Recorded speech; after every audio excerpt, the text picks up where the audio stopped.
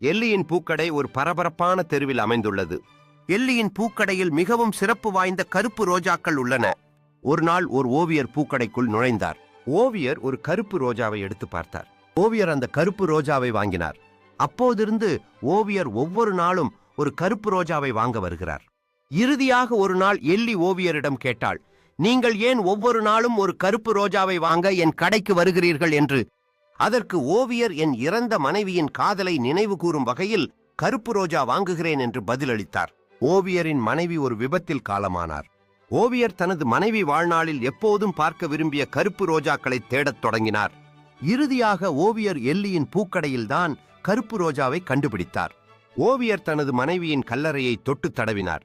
ஒரு கருப்பு ரோஜாவை கையில் ஏந்தி ஓவியர் அன்பாலும் ஏக்கத்தாலும் நிறைந்த கல்லறையை பார்த்தார். ஒரு மென்மையான காற்று கடந்து சென்றது. கருப்பு ரோஜாவின் இதழ்கள் மெதுவாக அசைந்தன.